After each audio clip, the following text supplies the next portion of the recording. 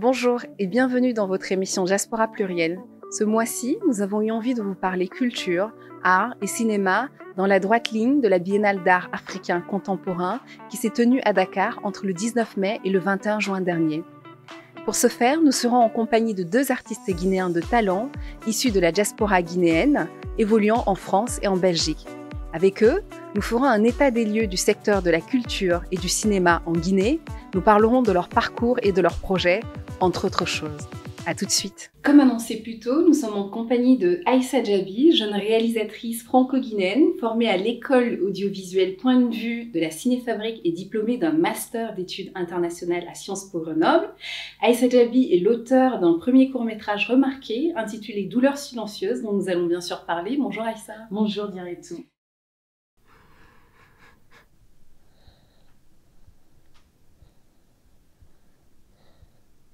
Ami? Ami, tu dors?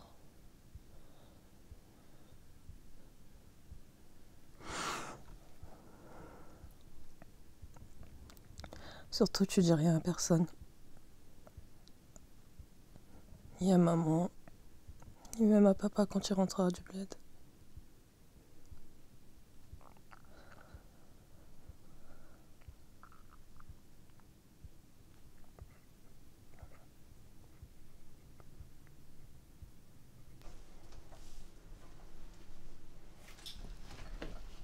Nous sommes également en compagnie de Arthur Collier, réalisateur, producteur cinéma, président de l'ONG Jeunes et Cultures de Guinée, diplômé de l'Institut supérieur des arts de Guinée, département cinéma et audiovisuel. Arthur est également auteur de plusieurs œuvres cinématographiques, dont le court-métrage Femmes migrantes, actrices de la société, que nous évoquerons aujourd'hui. Bonjour Arthur. Bonjour Diretou.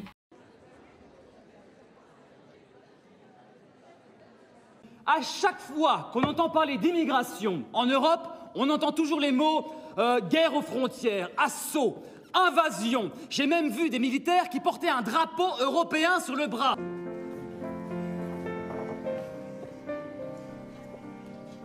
Ladies and gentlemen, good evening.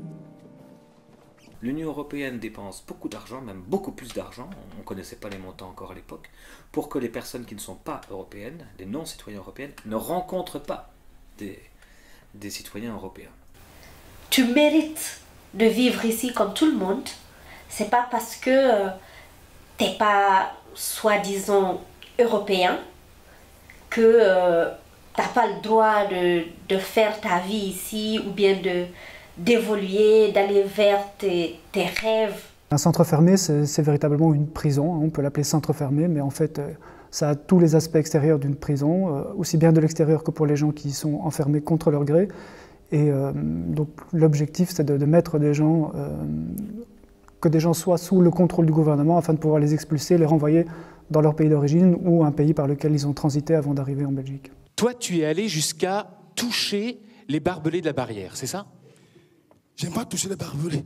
Je suis arrivé devant la barrière, j'ai vu le barbelé, je me suis arrêté là.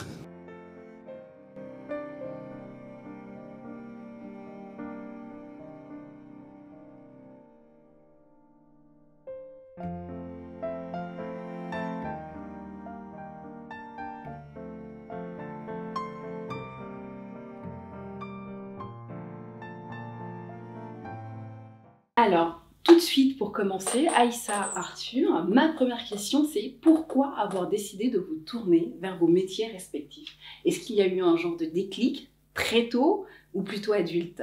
Aïssa. Je commence. Ok. Alors, moi, je dirais que le fait de me lancer dans la réalisation cinématographique, en fait, c'est né de mon envie de connaître un peu mon histoire. C'est-à-dire que lorsqu'on est né et grandi dans un pays qui n'est pas celui de nos parents, oui. Par exemple, moi, mes parents sont originaires de la Guinée, mais j'ai grandi et je suis née à Paris. Et quand tu fais des études, quand tu évolues dans ce genre de pays, tu te sens souvent exclu. En tout cas, moi, c'est comme ça que je l'ai vécu, en tout cas ma jeunesse. C'était difficile de se faire une place, surtout que j'étais dans un lycée où j'étais la seule noire très souvent. À l'université, pareil. À Sciences Po aussi, j'étais la seule noire à chaque fois. Donc à chaque fois, on se questionne sur mais d'où est-ce que je viens et en fait, moi, j'ai fait une licence en histoire africaine. Et c'est là que ça a été vraiment la révélation parce que dans mes cours d'histoire africaine, j'apprenais les grands empires du Congo, j'apprenais les grands bouleversements politiques qu'il y a eu dans le Fouta Toro, des trucs comme ça. Et du coup, ça me passionnait parce que je me suis dit, mais il existe des épopées qu'on arrive en fait à faire en film. Et je me disais, mais pourquoi pas faire des films de Soundiata Keita, je sais pas, dans des gros blockbusters ou faire des D'autant films. plus qu'il en manque aujourd'hui. Et je me questionnais aussi sur la manière dont on représentait les Noirs à la télé, surtout dans le cinéma français, qui est souvent empreint de clichés. Et je me disais, mais moi, je sais pas, j'ai pas grandi en banlieue, tu vois, je me reconnais pas dans les films qu'on propose à chaque fois quand on voit des Noirs. Ou quand on voit des femmes noires, c'est souvent des prostituées, ou sinon ça va être des femmes, la Black Angry Woman, des choses comme ça, où toujours on renvoie à l'ailleurs. Et on parle jamais, je sais pas, d'une femme avocate qui a 36 000 problèmes, comme, je sais pas, des films normaux, tu vois. Et ça me questionnait beaucoup. Et donc de plus en plus, j'ai voulu en fait changer le regard qu'on a, voilà, le narratif et le regard qu'on a à la fois sur l'Afrique, mais aussi à la fois sur les Noirs dans notre société. Et c'est comme ça que j'ai réalisé ma première série documentaire qui était Welcome to Conakry. C'était à la suite du virus Ebola en Guinée. Moi, je voyageais beaucoup à cette époque-là parce que j'avais des échanges universitaires au Canada, je voyais des amis en Colombie. Et à chaque fois, quand je me présentais, les gens, déjà, ils me citaient tous les pays de l'Afrique sauf la Guinée. Je sais pas pourquoi. Et du coup, je disais non, je viens de la Guinée. Et on me sortait la Guinée d'Ebola. Parce qu'à l'époque, en 2015, il y avait Ebola. C'est vrai qu'il y avait cette image-là, très prégnante, qui revenait tout le temps. Exactement. Et du coup, je me disais, mais attends, mais la Guinée, ça s'arrête pas à Ebola. Et puis même les documentaires que je regardais à l'époque, et même jusqu'à présent, il y en a encore, les documentaires sur l'Afrique, ça parlait d'épidémies, de guerres, de famines, d'enfants avec les gros ventres, enfin... Une forme de misérabilisme. C'est ça, toujours. Et j'en pouvais plus, donc je me suis dit, tiens, je vais faire Welcome to Conakry. J'ai envie de montrer une autre image de la Guinée, surtout qu'en 2016, à la fin du virus Ebola, il y avait vraiment un vrai élan en Guinée. C'est-à-dire qu'on voyait les jeunes créer, il y avait vraiment quelque chose qui se passait. Et moi, je voulais capter cette étincelle-là. Et du coup, je me suis dit, vas-y, je vais filmer, en fait, la Guinée autrement. Donc, j'ai parlé de culture urbaine, j'ai parlé de mode, j'ai parlé de la nourriture, j'ai parlé du tourisme. Et en fait, contre toute attente, ça a eu énormément de succès, en fait. Welcome to Conakry. Et suite à ça, il y a eu beaucoup de choses qui ont découlé. Mais en tout cas, voilà, c'est ce qui m'a lancé dans l'audiovisuel. Voilà. En tout cas, Issa nous en parle avec beaucoup de passion. Arthur, raconte-nous comment tout ça a débuté. Belle question. En fait, on a grandi dans un pays où il n'y avait pas de cinéma, enfin, où il y avait des salles de cinéma privées. Donc, on a grandi dans ça. Et j'avais remarqué qu'en Guinée, on ne tournait pas de films. Et qu'il n'y avait plus de réalisateurs guinéens. Donc, on me posait chaque fois des questions. On est rentré au lycée. Déjà, à la maison, j'enregistrais surtout, même sur les cassettes. Les cassettes VHS et puis les anniversaires. Donc, à chaque fois qu'il y avait des films, j'enregistrais. Et entre-temps, il y a eu la création de l'Institut des Arts. Et voilà, moi je me suis dit que c'était l'occasion d'y aller. Je suis de la première promotion de cette école. Ah oui, d'accord. Et c'est là que tout a commencé. Déjà, on a commencé avec rien. Oui. Il n'y avait absolument rien. Avec les moyens du bord. Il n'y avait pas de caméra, on n'avait pas de caméra. Et là, très longtemps, j'ai compris qu'il fallait faire quelque chose. Si je ne trouve pas une solution, je ne pouvais pas faire le film. Donc du coup, j'ai un ami, Jack Anke, qui vit en Suède maintenant, il avait une caméra VHS que j'ai empruntée. J'ai commencé à faire des films avec ça à Dubrika. Et après, enfin, je suis sorti en 2008, donc j'ai réalisé... ça dure combien de temps, un cursus 5 ans à l'époque. Ah oui, ouais, d'accord. 5 ans. Okay. Et voilà, donc j'ai réalisé mon premier court-métrage, L'amour du foot, qui m'a lancé. À travers ça, j'ai postulé pour le concours international. C'était le concours des 5 continents que la Belgique organisait à l'époque, dans les années 2009, 2008. 2008, j'ai postulé. C'est le Sénégal qui a représenté l'Afrique. Et quand mon court-métrage était prêt en 2009, donc j'ai postulé, donc j'ai représenté le continent africain en 2009. Pour la Guinée? Pour l'Afrique. D'accord, ok. Donc c'est ce qui m'a amené en Belgique et après j'ai continué à me former et je me suis installé. Bah, super, hein, belles histoires de part et d'autre. Et du coup, après donc, ces situations qui se sont déroulées, où donc il y a eu de part et d'autre cette forme d'amour-là qui naissait, quelle a été votre trajectoire dès que toi tu as fini, tu t'es retrouvé dans ce que tu nous racontais plus tôt? Qu'est-ce que tu as fait juste après?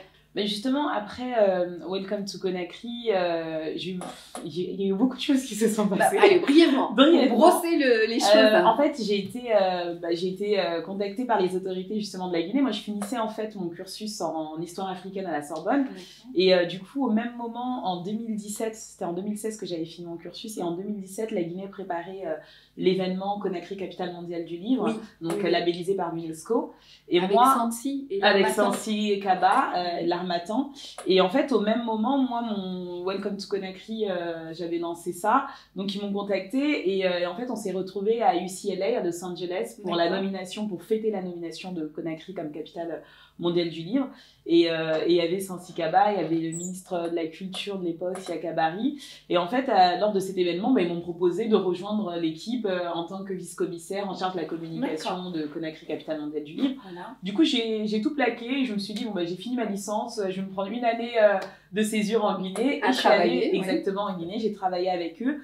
Et en même temps, à cette époque-là, justement, ils parlaient de la fin des cinémas, parce que à l'époque, il y avait des cinémas, mais après, je pense dans les années 2000, il y a tous les cinémas qui sont arrêtés. On parlait beaucoup du cinéma Rock-Banet. C'est ça, il y en avait. Mais en 2016-2017, il y a le groupe Vivendi qui s'est installé en Guinée et qui ont commencé à lancer les Canal Olympia, donc un réseau de cinéma vraiment moderne, comme les UGC qu'on a ici, qui sont en train d'ouvrir en fait dans toute l'Afrique. Et à cette même année, ils ouvraient celui de Kaloum. Et donc, ils m'ont proposé également d'être la première responsable de salle de ce cinéma-là à Kaloum. Donc, je me retrouvais à la tête du cinéma de Kaloum. J'avais 22 ans, donc je vous dis pas, j'avais une équipe à gérer, c'était un challenge. Hein. T'es une femme, t'es jeune, tu viens de France, t'es la petite blanche qui veut régenter les choses. Exactement. C'était dur, mais c'était passionnant parce qu'il fallait relancer en fait l'envie et l'amour du cinéma à la population guinéenne. Qui n'était pas mort finalement. C'est ça, qui n'était pas mort, mais dans le manque d'infrastructures. C'est ça, qui était juste endormi, mais il fallait relancer tout ça. Et c'était hyper intéressant. Et moi, franchement, ma bataille, c'était ok, on a un beau cinéma, c'est vrai qu'on a des films qui viennent de l'étranger, mais on souhaite des films guinéens, on souhaite des films qui sont faits par des Guinéens ou par des Africains, et ça serait bien de les projeter en fait. Et là, j'ai l'impression, en tout cas depuis que j'ai quitté, qu'il y a de plus en plus de films africains qui mettent en avant dans ces salles-là, mais il en faudrait plus parce que avant, on avait de vraies réalisations en Guinée. Je sais pas, on avait les Cheikh Doucouré, on avait les... Il va pleuvoir exactement, sur Conakry. Exactement, mais là, ça s'appauvrit, bon là, ça commence à revenir, mais il faut. Donc moi, bref, après la Guinée, j'ai fait 3 ans en Guinée, je suis revenue en France, et c'est quand je suis revenue en France que j'ai suivi cette formation à l'école audiovisuelle, de la Cinéfabrique, qui s'appelle l'école Point de Vue. Et du coup, pendant 8 mois, j'ai suivi en fait vraiment toutes les bases de la création cinématographique et audiovisuelle, et du coup j'étais vraiment entourée par des cinéastes français ou par des grands réalisateurs, etc. Et à la suite de ça, il y avait un concours de scénario, et mon scénario a été sélectionné, donc il a été entièrement produit par le collectif Tribu d'Hommes. Voilà. Et ensuite voilà. Ça m'a lancé. J'ai d'ailleurs eu le plaisir d'être invitée à la projection. Voilà. Donc je n'ai qu'une chose à dire, allez le voir. S'il passe à côté de chez vous, allez le voir. Alors Arthur, on arrive en Belgique, qu'est-ce qui se passe juste après? On arrive en Belgique, là je continue à me former. Je n'avais pas encore mes documents, je n'avais pas mes papiers à l'époque. Enfin, je n'avais pas mon titre de séjour, mais j'avais mes papiers parce que un sans-papier, c'est celui qui n'a pas d'identité, c'est celui qu'on ne peut pas identifier, parce que les gens, quand on dit sans-papier, c'est vrai qu'il y a une connotation un peu. Et donc j'ai continué à me former, et j'ai eu un premier boulot, c'était animateur socioculturel, donc j'aidais les jeunes à faire des clips vidéo, les jeunes en situation difficile, donc j'ai eu un petit contrat. Et je touchais à chaque formation 100 € par formation à l'époque. Et je me suis beaucoup formé. C'était en quelle année ça? C'était dans les années 2010. D'accord. Ça remonte un petit peu. T'es à 10 ans. Et voilà, c'est comme ça a continué. J'ai continué à me former. J'ai fait plein de castings. Je suis aussi acteur.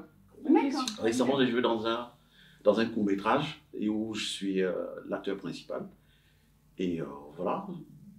Donc j'ai fait plus de 12 courts-métrages. D'accord, 12 courts-métrages. Et aussi une web-série. J'ai pu réaliser et produire 4 épisodes. D'accord. Donc on peut retrouver où ça aujourd'hui? Sur YouTube, Sur la chaîne Arthur Collier. Arthur Collier officiel, D'accord. Aïssa, revenons à vous.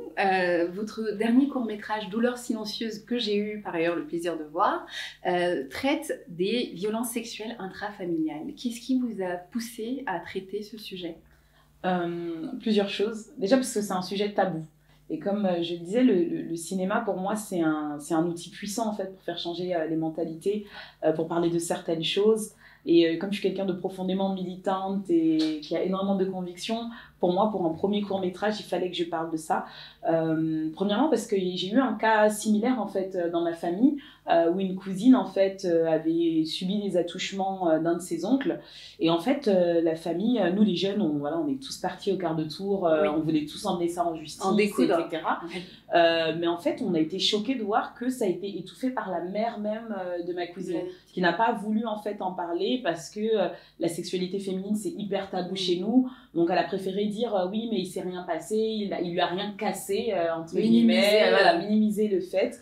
Et ça m'a vraiment choquée. Et du coup, je me suis rapprochée d'une association qui s'appelle Adama Parle Tabou, sereinement vivante aussi, qui organise en fait des cercles de parole autour des femmes qui subissent en fait ces violences sexuelles-là. Intrafamiliales. En France. En France. D'accord. Et j'ai été frappée par le nombre de femmes qui vivaient ça, mais qui n'en parlaient pas. Et il y en a qui avaient des enfants aujourd'hui, qui avaient 30 ans, 40 ans, et en fait, elles n'en ont jamais parlé en fait avec leur mère. Et je me suis posé cette question du silence en fait. Pourquoi en fait on est amené les victimes sont amenées en fait à se taire. Et en fait, le fait qu'on n'en parle pas, on les rend invisibles en fait. Et quand on les rend invisibles, on ne pourra jamais arrêter ce fléau, on ne pourra jamais le traiter. Et je me suis dit, moi je vais faire un court-métrage dessus qui va parler justement de ce silence-là qu'il y a autour des familles sur cette thématique-là, pour qu'en fait on puisse en parler. Mon film, je dis pas que c'est un film de sensibilisation, c'est pas un film de sensibilisation, c'est un film où je pose le problème et où j'espérais en tout cas que lorsque les personnes vont le regarder, que ça fasse en sorte que les gens en parlent en fait, qu'ils en parlent, qu'il y ait une interprétation individuelle à chacun. C'est ça, oui. Et qu'on parle de ce sujet-là. Pour moi, il faut vraiment en parler parce que quand on n'en parle pas, on les rend invisibles, ces victimes-là. Donc j'espère que j'ai réussi à le faire. Et même la preuve, c'est que moi-même qui écrivais mon scénario, et quand j'en parlais à ma mère, je disais oui, je suis en train de faire un film, etc. Donc elle comprenait que je faisais un film, mais j'étais incapable de lui dire en fait de quoi ça parlait parce que c'est tellement tabou chez nous de parler de sexualité, de parler exactement. Oui. Du coup, c'est le jour où elle a vu mon film qu'elle a su de quoi ça parlait. Et en fait, je me dis, mais comment elle va réagir, etc. En fait, elle était super contente. Elle m'a dit, ah, mais c'est bien que t'en aies parlé parce que c'est vrai que au sein des familles, il y a beaucoup de ce genre de choses qui parlent, mais personne n'en parle parce que les gens, ils ont peur, etc.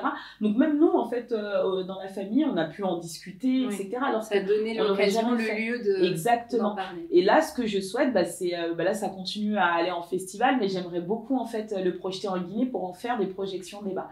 Donc, Inch'Allah, en fin d'année, on espère en tout cas pouvoir entamer ces projections. Ce projet-là. D'accord. D'ailleurs, Douleur silencieuse a été retenue donc, au Short Film Corner du Festival de Cannes 2022. Donc, si je comprends bien, c'est un catalogue de films à destination de professionnels de l'industrie. Comment cela s'est organisé? Donc, il y a une projection au Festival de Cannes. Exactement. Alors, en fait, mon film, il a été produit en février 2022.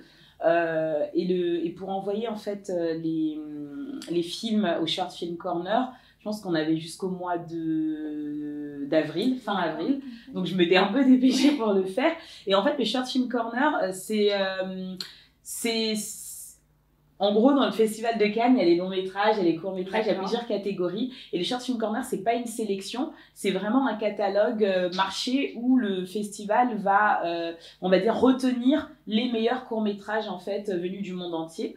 Va les mettre sur son catalogue à destination des producteurs, à destination des distributeurs et d'autres réalisateurs qui seront au Festival de Cannes pour donner de la visibilité justement à des jeunes réalisateurs comme nous, pour donner de la visibilité aussi à nos films à travers leur plateforme. Et donc voilà, ils retiennent en fait sur des critères que eux-mêmes savent, hein, on ne sait pas, ils retiennent voilà, les films, les courts-métrages qu'ils souhaitent. Et moi, j'étais vachement contente que pour un premier court-métrage, il soit retenu à Cannes, même si c'est pas la sélection du court-métrage. Je me suis dit, c'est quand même Cannes. Donc c'est une reconnaissance. Et donc à cette occasion-là, mon film, il a été projeté en fait au Palais H du Festival de Cannes. Et donc voilà, il a été projeté devant des réalisateurs, devant Rokhaya Diallo aussi, qui m'a fait l'honneur de venir à la projection. Donc ça m'a fait vraiment plaisir. Et même, c'était impressionnant parce que du coup, j'ai pu aller à Cannes pendant une semaine, voir comment ça se déroulait, voir les films qui étaient en sélection officielle. Et ça fait vraiment plaisir parce que quand on est à Cannes, on voit vraiment les réalisations cinématographiques du moment qui sont là. Et c'est hyper important, c'est une immersion dans ce monde-là. Après, bon, c'est très bling-bling et c'est beaucoup de choses. Mais quand tu es un cinéphile et que tu y vas et que tu regardes les films en avant-première avec les réalisateurs qui sont là, bah, c'est magique. Tu te dis, bah, j'espère que dans quelques années, il y aura mon nom. Bien sûr. Hein. Et c'est tout le bonheur qu'on vous souhaite. Souvent, lorsque je me présente et que l'on me demande mon pays d'origine, je peux attendre de longues minutes avant que l'on me cite la Guinée. La Guinée, ce n'est pas le pays qui nous vient à l'idée tout de suite. Et pourtant, le pays est en pleine mutation. La Guinée est le premier pays d'Afrique de l'Ouest à avoir pris son indépendance. Surnommée Château d'eau de l'Afrique de l'Ouest, la Guinée détient un tiers des réserves mondiales de bauxite. Et elle est peuplée de près de 12 millions d'habitants, dont 3 millions qui vivent à Conakry et ses 5 communes. À Conakry, je vis chez mes tantes qui habitent Nongor, un quartier pavillonnaire de Ratoma. En fait, moi c'est Aïcha Diaby, j'ai 23 ans et je souhaite vous faire découvrir cette capitale dynamique à travers sa culture, sa jeunesse innovante et ses acteurs locaux. Alors, welcome to Conakry. Never give up, never, never, never give up.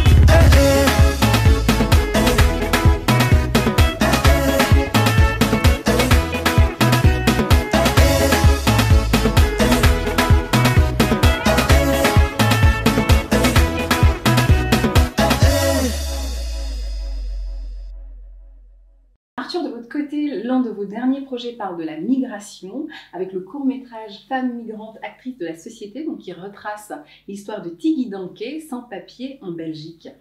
Celui-ci a d'ailleurs été sélectionné pour les journées cinématographiques. Qu'est-ce qui a prévalu dans le choix de ce thème? Migration et femmes. Comment ça s'est passé dans votre tête? En fait, j'ai vécu dans ça. Et aussi, la web-série que j'ai réalisée parle aussi de migration. Donc, je connais un peu la procédure migratoire. Et en réalisant ce projet, en fait, je voulais dénoncer la gestion du flux migratoire par l'Union européenne.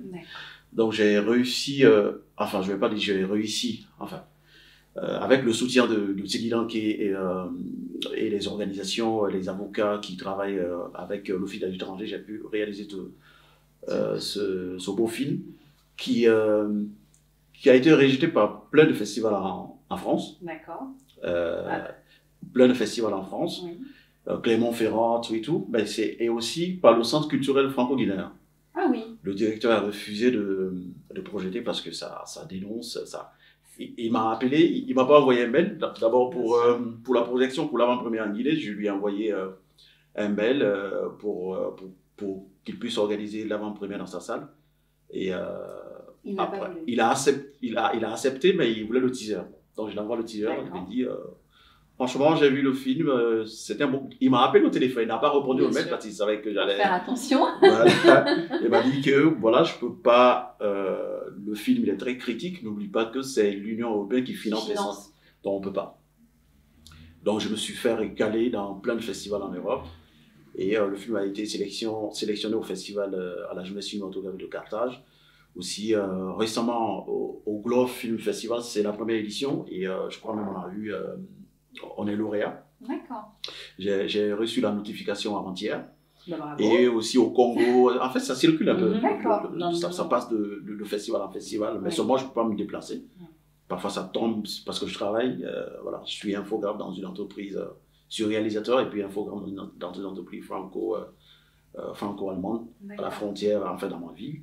Donc ça nous met déjà l'eau à la bouche. Hein, donc, bah oui, ils n'ont pas. Donc j'ai compris. Donc ça a été récalé. Ben, quand même, je suis très content de l'avoir réussi, enfin, avec le soutien de Tigui Danké surtout. Mais écoutez, elle a maintenant ses papiers. Hein, donc on a tourné en 2017, 2020, 2017. C'est un documentaire.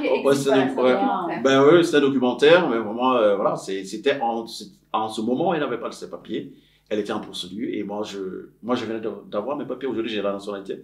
Mais quand je tournais le film, j'avais déjà mon titre de séjour et aujourd'hui la nationalité. Donc, moi, je vais le voir du coup là. Oui, il faut faire quelque chose. Hein. Ils n'ont pas voulu. Tous les festivals en France n'ont pas voulu projeter le film. Et est-ce que, de part et d'autre, vous vous rapprochez du gouvernement guinéen, vu qu'on a de nouvelles autorités aujourd'hui, pour essayer moi, de je pousser commence, vos comme je projets? t'ai dit, j'ai mon projet en fait de ciné-nomade, je vous en parle là, de ciné-nomade. Donc en fin décembre, c'est vraiment d'aller dans les 4 régions de Guinée, dans les villages les plus reculés et les quartiers populaires, pour pouvoir tout simplement faire des projections en plein air auprès de la population. Moi, c'est un projet que j'avais déjà commencé avec Welcome to Conakry. On allait dans les quartiers populaires, Bonfi, on allait à Dixine Terrace et on ramenait un grand écran géant, on faisait sortir tous les gens du quartier et on leur projetait des films. Et en fait, cette expérience, elle a tellement été géniale que on s'est dit on va la reproduire. Et cette fois, on va aller dans les villages comme dans les villages de Mali-Mbéré ou des choses comme ça. Et voilà, projeter des films parce que les films, déjà, juste ressentir la magie du cinéma, mais aussi faire passer des messages. Donc voilà, on voulait faire une programmation avec film d'animation, un film d'un auteur guinéen et un court-métrage. Donc c'est pour ça, coucou ton court-métrage. Justement, c'est aussi l'objectif de cette émission, c'est de créer des liens, des ponts. Oui, c'est ça. Hein. Donc là, j'ai entendu, ça m'intéresse. Et du coup, nous, on s'est rapprochés de l'ONACIG puisque je les connaissais assez bien. Mais bon, je pense qu'à partir de septembre, parce que là, je pense que juillet, août, c'est mort, il n'y a pas grand-chose. Mais à partir de septembre, on va commencer à se rapprocher d'eux. J'attends pas forcément, je pense, grand chose, mais au moins une autorisation de pouvoir filmer, enfin de pouvoir projeter. De toute façon, on a besoin d'eux. Là, il faut relancer. Hein, n'est-ce pas, Arthur? On a besoin d'eux. Donc, c'est aussi d'ailleurs le lieu, je pense, ils nous verront à Conakry. C'est une émission qui passe sur une chaîne en Guinée. Donc, on a besoin d'eux. Est-ce que tu n'es pas d'accord? J'ai l'impression que tu es plus réticent. On a besoin de... Oui, mais est-ce qu'ils ont besoin de nous? C'est ça aussi le problème, parce que moi, je me suis toujours... En fait, je sais pas, peut-être elle a la chance. Moi, ça coince toujours avec les autorités guinéennes. Quand vous partez avec des grands projets, ils ne vous soutiennent pas. Par exemple, j'ai créé l'ONG Généculture. Peut-être on va en parler, on en parlera peut-être après. Où j'ai proposé plein de projets, la formation des jeunes, on a un site internet, tout et tout. J'ai tout préparé, on est passé dans les médias, c'était vraiment, le projet était, c'était magnifique. Alors c'est une association? Oui, c'est une association que j'ai créée moi-même et que je finance pour le moment. Avec, l'objectif est de former les jeunes dans les quartiers, ou les outiller. Là, on vient de former 5 jeunes réalisateurs dans les 5 communes, c'est-à-dire 5 communes, 5 films. Et aussi, nous avons initié le festival des arts et de la diversité culturelle des 5 communes de Conakry. Normalement, ça devait se tenir en novembre, mais nous devons, vu que c'est la saison pluvieuse, on doit d'abord tourner les films, les scénarios, tout est déjà terminé, tout et tout. Donc, les jeunes, ils travaillent sur ça.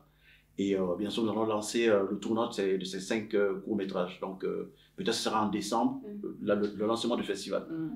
Donc, normalement, c'est dans les 5 communes. Donc, je suis allé avec ce projet, j'ai soumis au gouvernement, enfin au ministère de la Culture. Mais c'est compliqué. C'est compliqué. De toute façon, là, dans cette période qui est un peu instable, c'est un entre-deux. C'est pour ça que je dis que j'attends pas forcément, j'attends pas grand-chose, mais un soutien de nous permettre de faire les choses. Ne serait-ce que de principe, Oui, il ne s'agit pas de débloquer des milliards, mais moi j'attends pas des financements, vraiment je pense qu'il faut taper du côté des institutions, des organisations internationales, mais vraiment de l'État, plus un soutien moral, je dirais. En fait, moi je ne crois pas en ces gens. Là, je le dis carrément, je sais de quoi je parle. Il est désabusé. Je peux comprendre. Je ne les crois pas, c'est les gens qui tiennent par les paroles. Là, je le dis clairement. C'est les gens qui tiennent par les paroles. Et puis il y a un problème de continuité aussi. Il y a un problème de continuité. Comme tout à l'heure je disais, quand tu... On peut se tutoyer déjà? Mais bien sûr. Quand tu me parlais qu'on traversait une période instable, non, pendant le gouvernement du président Alpha Condé, M.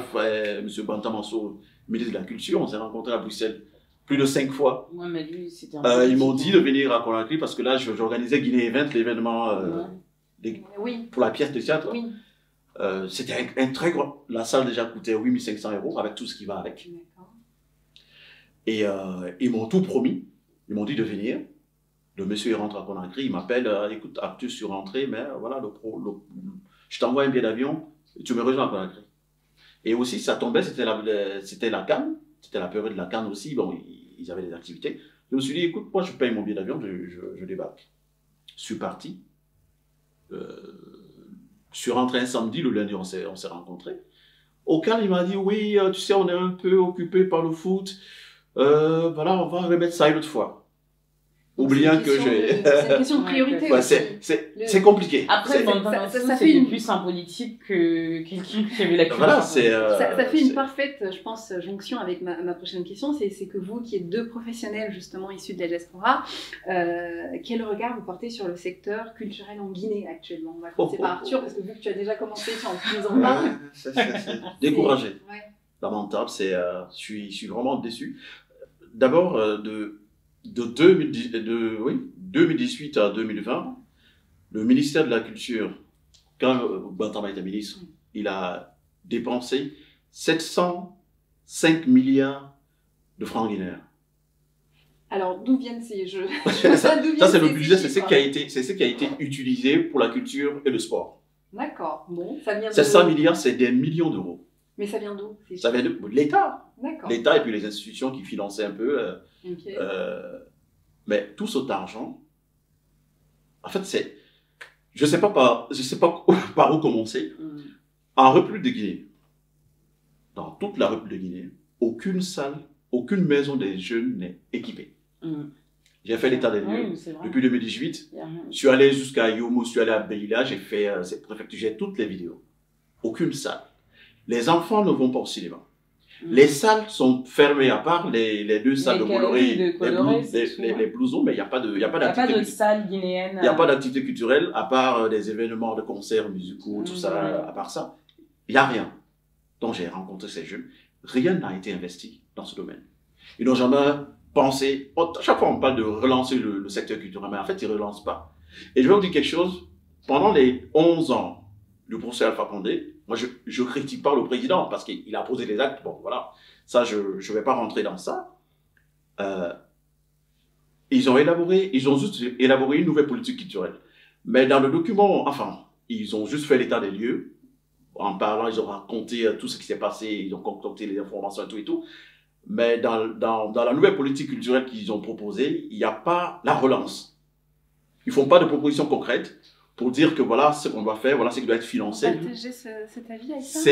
Moi, je partage, mais je... Plus mitigé, peut-être. Non, sur l'aspect politique, je suis entièrement d'accord. Ils n'ont absolument rien fait.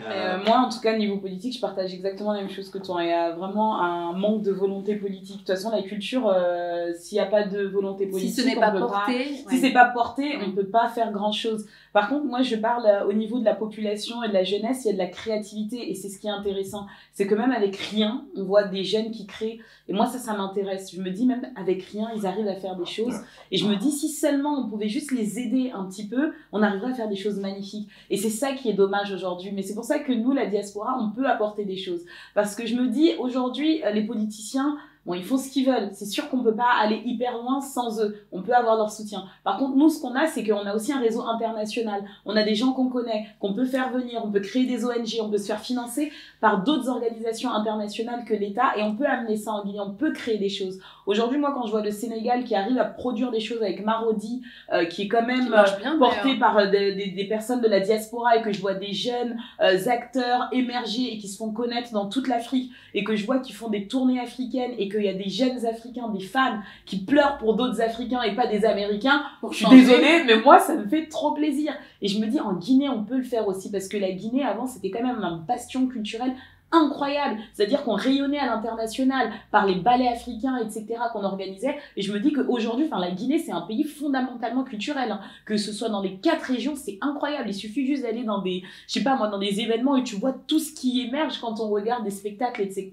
Et j'en parle avec beaucoup de passion parce que quand j'ai assisté à ça, même si parfois j'étais dégoûtée de la Guinée, parfois quand je regardais juste les spectacles, je me disais, mais qu'est-ce que c'est riche, tu vois, qu'est-ce que c'est bien d'être guinéen. Et du coup, je me dis, non, il faut vraiment qu'on aide, qu'on pousse. Et je pense que nous, la diaspora, nous les réalisateurs, on a aussi cette responsabilité à faire. On doit porter ça, même si la politique ne suit pas ici aussi. Hein, là, avec la redevance télé, voilà, c'est partout en fait au niveau mondial.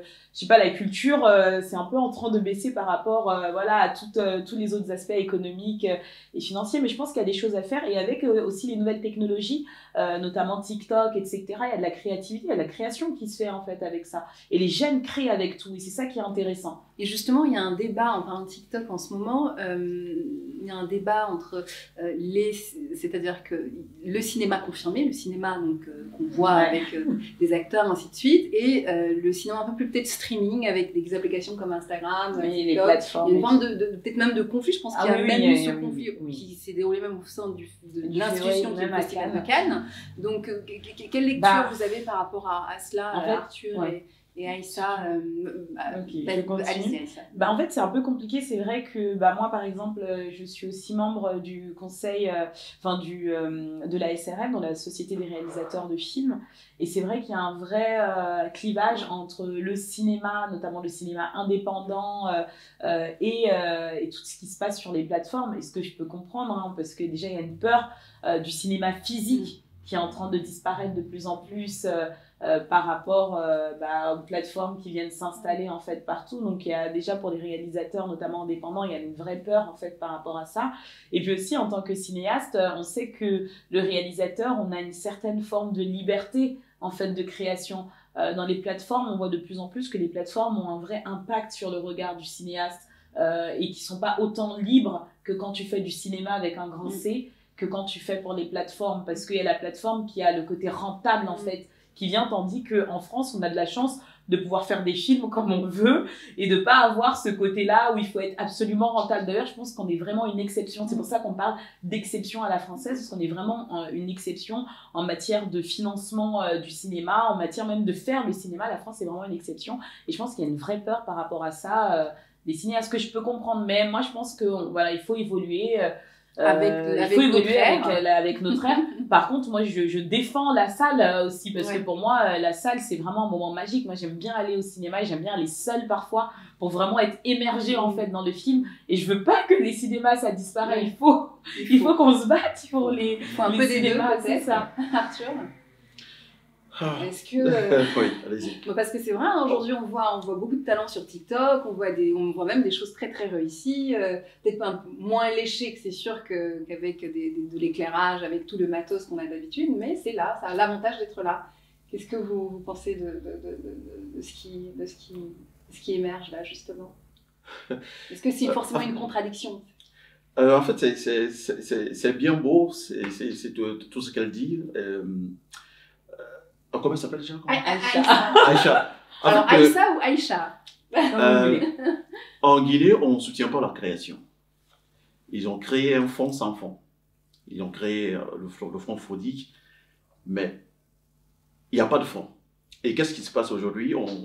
On crée des événements pour pouvoir juste détourner de l'argent.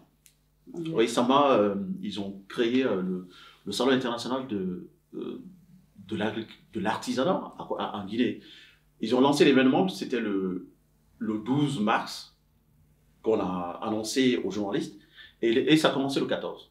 Et qu'est-ce qui se passe? On invite des artistes de la sous-région. Ils débloquent 250 000 $ pour juste 3 jours. On ne sait pas ce qui a été fait. Les jeunes sont coupés avec le cinéma en Guinée. C'est très compliqué. Alors, justement, je rebondis sur ce que vous dites, Arthur. Les jeunes sont coupés, c'est vrai, mais on constate quand même que grâce au portable, grâce à des réseaux sociaux tels que Instagram et même YouTube, certains ont des chaînes où ils font des petits scénarios de rien du tout, mais qui marchent. On a des petits scénarios, des tentatives qui ont lieu sur TikTok, parce que moi je suis très TikTok, je regarde beaucoup ce qui se passe. Et donc, il y a quand même de nouvelles choses qui se passent grâce aux réseaux sociaux, grâce aux plateformes que sont ces réseaux sociaux-là. Voilà, ma question c'est, est-ce que pour vous, il y a une contradiction entre le cinéma, par exemple, que vous et Aïssa faites, Et ce type, je ne sais pas si on peut appeler ça du cinéma, c'est peut-être trop ambitieux, mais en tout cas, cette forme artistique, voilà, des créations audiovisuelles qui se passent aujourd'hui. Est-ce que pour vous, il y a une contradiction? Parce que certains me disent non, mais ça se complète, on ne peut pas non plus les ignorer, ils font beaucoup de vues, ils font 1 million de vues. Est-ce qu'on peut aujourd'hui cracher sur 1 million de vues sur YouTube? Oui, en fait, c'est pas ce que je veux dire. En fait, il n'y a pas une contradiction mais le seul problème est que ceux qui font les vidéos sur TikTok ne sont pas diffusés. C'est-à-dire qu'ils sont pas... les médias ne font pas trop leur promotion, parce que si eux, ils font pas leur promotion, déjà, c'est pas tout le monde qui utilise, qui regarde les vidéos sur, de plus de 5 minutes sur YouTube en Guinée. Parce que ça dépend de la connexion, ça coûte cher. Donc du coup, voilà, c'est ceux qui ont les moyens qui regardent. Donc moi, j'aurais voulu que tout ça soit médiatisé, par exemple, qu'on sélectionne toutes les personnes qui... qu'on approche, qu'on soutienne toutes les personnes qui ont une envie de créer, soit avec le téléphone, mais qui ont du talent, qu'on les soutienne et surtout que ça soit diffusé et qu'on les passe à la télé. Mais ça, c'est pas fait. Donc, c'est très compliqué. Il y a un manque à combler. Il y a un manque à combler, un très grand manque à combler. Ouais. Mais un gros travail au niveau de la culture à faire, enfin ça on est d'accord, c'est même plus une relance, c'est recréer, je sais pas, mais c'est vrai que moi ce que je comprends pas, c'est que j'ai l'impression que l'histoire de la culture en Guinée, c'est une histoire de régression. C'est-à-dire qu'à l'époque, il y avait vraiment quelque chose, et puis plus on avance, plus ça s'appauvrit, plus il n'y a rien. Donc là, il y a quand même des balbutiements. Hein. Je vois, moi, par exemple, Fatoumata Condé, là, qui a fait son film, qui traverse les frontières. On avait aussi une petite série, Boss aussi, qui est en train de... Donc, il y a des balbutiements, ça commence, mais il faut un soutien. On peut pas... Faire un film, ça coûte très cher. Un court-métrage, c'est cher. Une série, c'est cher. Alors, un film, long-métrage, n'en parlons pas. C'est des centaines de milliers d'euros. Donc, c'est pas des choses comme ça. On a besoin de financement. Moi, je regarde mes amis sénégalais à côté. Quand ils font des courts-métrages, ils ont des financements, des productions binationaux. C'est-à-dire que la France les soutient et le Sénégal les soutient. Ils ont un fonds qui ressemble un peu au CNC là-bas. Mais nous, est-ce qu'on a un fonds qui ressemble au CNC? Moi, là, je revois l'ONASIG qui est en train de se relancer, mais qui demande aux cinéastes d'avoir des cartes de cinéaste. Je sais pas, ça va servir à quoi d'avoir des cartes de cinéaste? Là, ce qu'on a besoin, c'est des financements en tant que cinéaste. On a besoin de créer. Oui, peut-être que les cartes permettent d'identifier pour un début. Mais c'est des cartes payantes. Hein, ah d'accord. Moi, je voulais pas parler de Lunassi parce que c'est mon ami qui est... moi, je le connais, mais bon... C'est lui qui est le... Bon, souvent... Ah bah écoute, t'es ami ou pas, moi, c'est pas lui. Mais c'est pas lui que je critique, c'est Lunassi même. C'est le système, en fait. C'est le système. Lunassi, c'est pas... Ne produit pas. En fait, ils font la promotion de ce qui n'existe pas. C'est-à-dire que quand on parlait de cartes de cinéastes, quels sont les cinéastes ceux qui produisent en Guinée? Quels sont les films que vous pouvez me citer qui circulent ou que les gens voient en salle? Moi, je ne connais pas. Les boîtes de production en Guinée.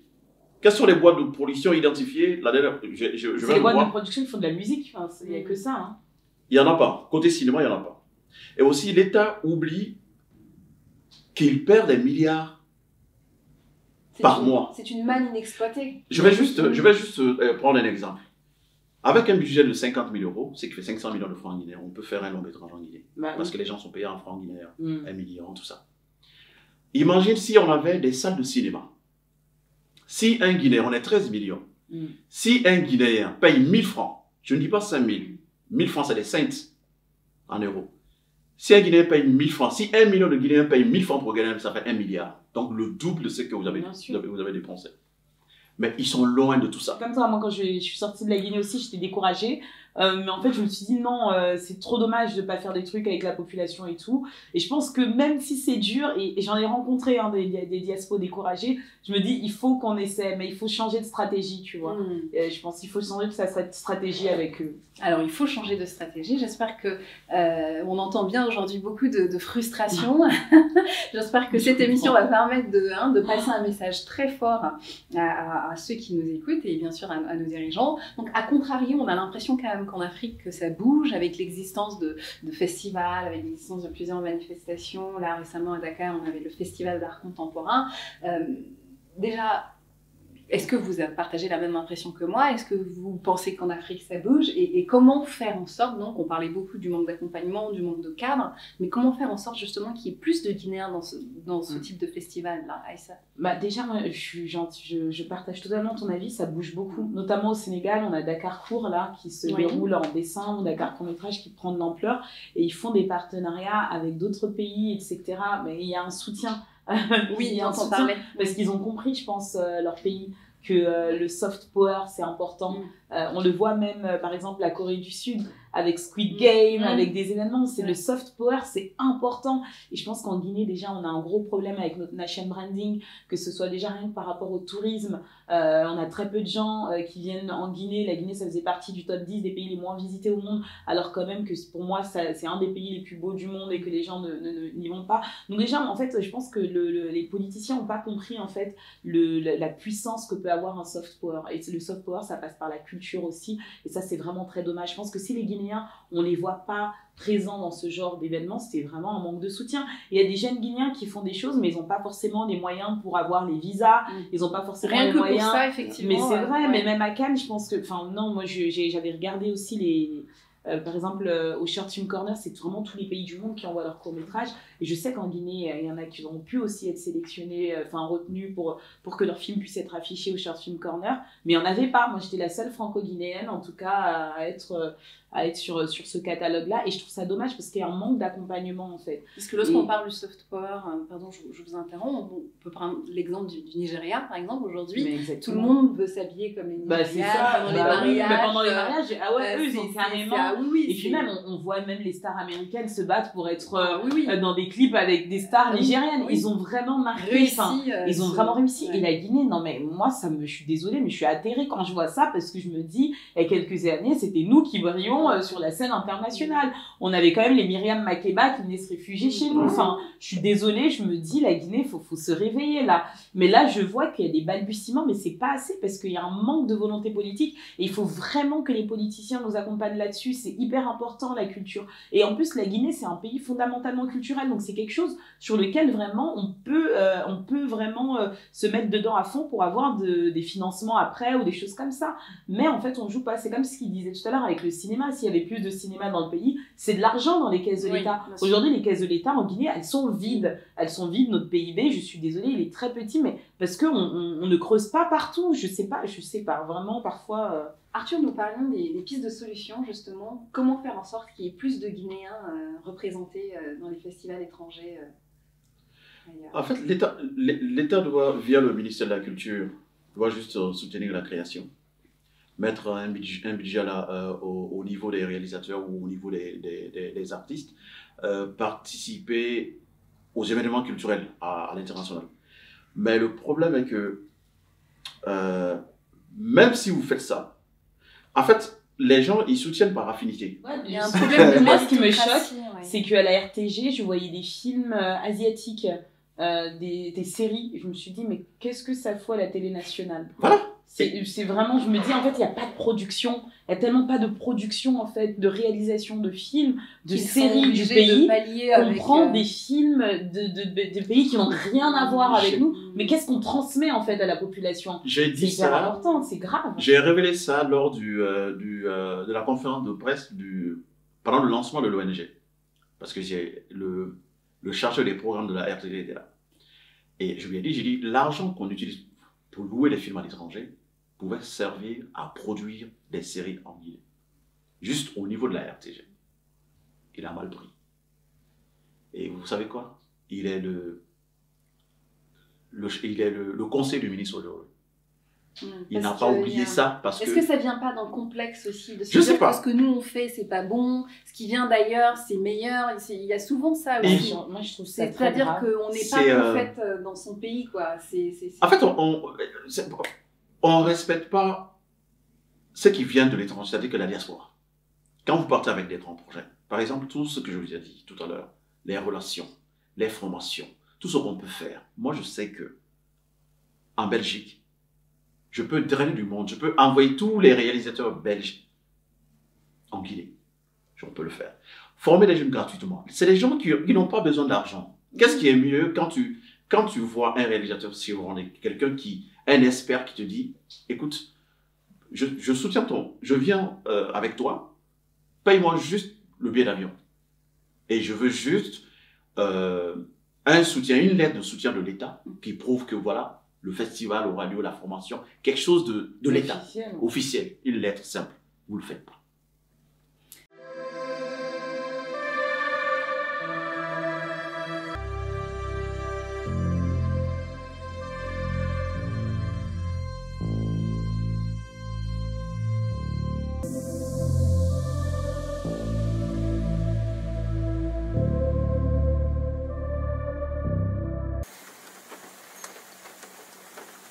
Papus, ça fait une semaine que tu ne dors pas à la maison. Est-ce qu'il t'arrive au moins de penser à moi? Hello. Salut toi. Je vois la photo d'une fille dans votre chambre. Qui est-elle? C'est la fille de mon mari. Elle vit avec sa maman à Dakar.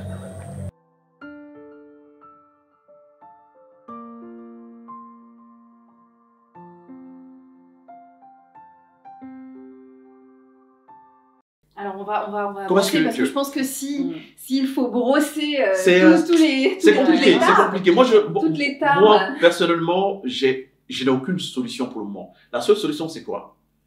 Le retour à l'ordre constitutionnel qui est de création et qu'il est surtout et bien le gérer, créer des fonds de création et soutenir en fait la création, former en fait les gens qui sont là, c'est pas les créateurs.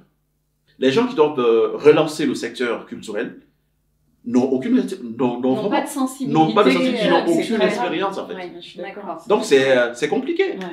Pour revenir donc à notre émission aujourd'hui, moi ce que j'aimerais, c'est qu'on a beaucoup aujourd'hui évoqué les problèmes, mais il y a des cinéastes guinéens qui malgré ce terreau-là ont réussi à percer le plafond de verre. Est-ce que vous aujourd'hui vous avez des cinéastes guinéens ou qui en tout cas œuvrent dans le monde du cinéma qui vous ont marqué?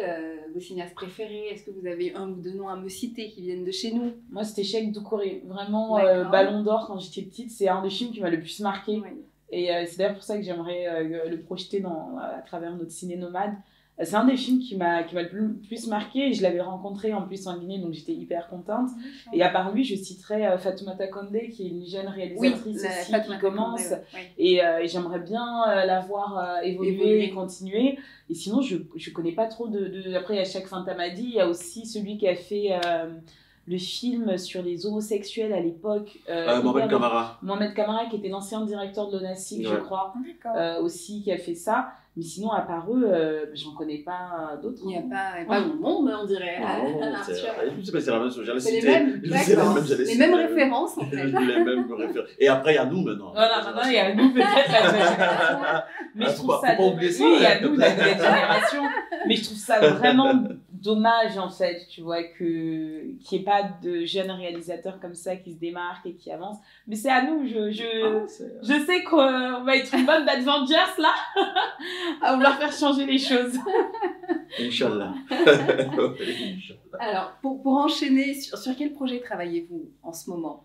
Alors moi, mon film, il est toujours en distribution, Douleurs silencieuses, et puis je suis dans l'écriture d'un nouveau scénario que j'aimerais... j'ai pas envie de spoiler, mais vous en saurez. Donc je suis dans l'écriture d'un nouveau scénario, de 2 scénarios, on va dire, mais voilà, il y en a un qui se passera en Guinée, justement, et parce que j'aimerais développer le cinéma africain. C'est ma prochaine question, est-ce qu'il y aurait des projets locaux? Moi, il y aura un projet, en tout cas, au niveau de la Guinée, et puis il y a Ciné Nomade, donc les projections dans les villages et les quartiers populaires de Guinée. Et ça, vous faites ça toute seule, Ciné Nomade? J'ai une équipe avec moi, mon équipe qui a fait Welcome to Conakry, avec lesquels j'ai travaillé, c'est la même équipe avec lequel je travaille là. Et puis sinon, je travaille au niveau de la France, ça va être vraiment au niveau de la SRF, la Société des réalisateurs de films, donc qui organise la quinzaine des réalisateurs à Cannes aussi et qui défend en fait le cinéma et la création. Et donc on est sur plusieurs travaux. Et moi, la question de la diversité et l'inclusion dans le cinéma français, c'est voilà, des questions en tout cas sur lesquelles je me bats au sein de l'association. Arthur, quels sont vos projets actuels là? Oui, actuellement je travaille sur un long métrage documentaire. Le repérage est déjà fait, tout autour, et donc voilà. Et ben, je n'aimerais pas trop rentrer dans les Révéler, détails, révéler. Ça reste un peu secret.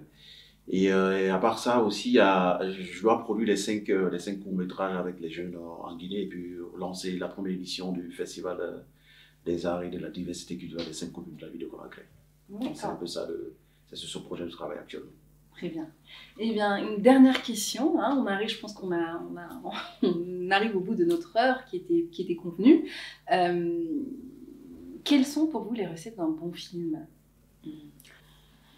Moi, il y a beaucoup de choses. Je pense qu'il faut laisser place beaucoup à la mise en scène.